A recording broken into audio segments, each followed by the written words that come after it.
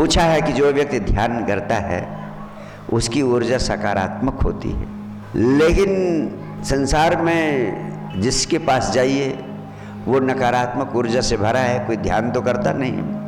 तो जितने लोगों से दिन भर मिलते हैं उनकी नकारात्मक ऊर्जा उनके भीतर आ जाती है। दो बातें कहना चाहूँगा। पहली बात, आप सकारात्मक ऊर्जा से भरे हैं क्योंकि आप ध्यान का अभ्यास करते हैं।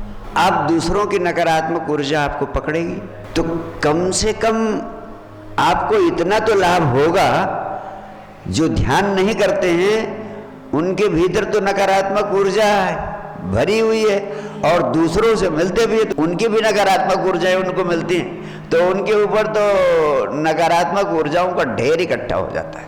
और आप चूंकि सकारात्मक ऊर्जा से भरे हैं, दूसरों की नकारात्मक ऊर्जा आएगी आपके ऊपर, लेकिन आपकी सकारात्मक ऊर्जा भी तो जाएगी दूसरों के ऊपर। आपकी सकारात्मक ऊर्जा दूसरों के ऊपर तो जाएगी, इसको क्यों भूल जाते हैं। और तीसरी बात मैं आपसे कहना चाहता हूँ, लोग कहते हैं कि हमेशा सत्संग करना चाहिए।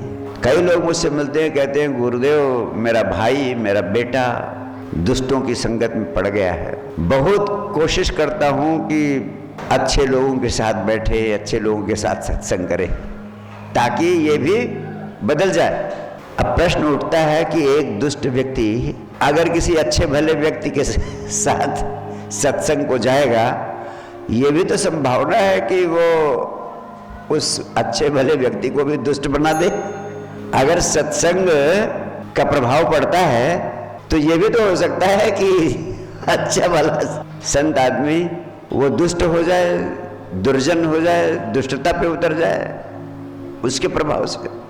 फिर तो लोग कहेंगे कि संतों को दुष्टों के साथ सत्संग करना ही नहीं चाहिए। फिर संतों को अगर असंतों के साथ सत्संग नहीं करना चाहिए तो फिर सत्संग की जरूरत ही क्या है। संत के साथ क्या सत्संग करेंगे। सत्संग तो उनके लिए होता है जिन्हें सत्य की, शांति की, आनंद की आवश्यकता है। जिनको आवश्यकता ही नहीं है उनके साथ क्या सत्संग। लेकिन प्रश्न उठता है कि दोनों में कौन किसको प्रभावित करेगा। जिसकी ऊर्जा ज्यादा होगी वो दूसरे को प्रभावित करेगा। हमेशा याद रखना, सत्य की, शांति की, सकारात्मकता की, सात्विकता की ऊर्जा ज्यादा शक्तिशाली होती है, वो नकारात्मकता को प्रभावित करती है। संत प्रभावित करते हैं दुष्टों की ऊर्जा को, दुष्ट संतों की ऊर्जा को नहीं प्रभावित कर पाता है, क्योंकि सत्य की, शांति की, आनंद की, प्रेम की ऊर्जा कई गुना शक्तिशाली होती है नकारात्मक ऊर्जाओं की तुलना में। चंदन विष व्यापत नहीं, लपटे रहत भुजंग। ये नकारात्मक लोग तुम्हारे इर्द गिर्द कितना भी लिपटे रहेंगे, तुम्हें दुष्प्रभावित नहीं कर पाएंगे।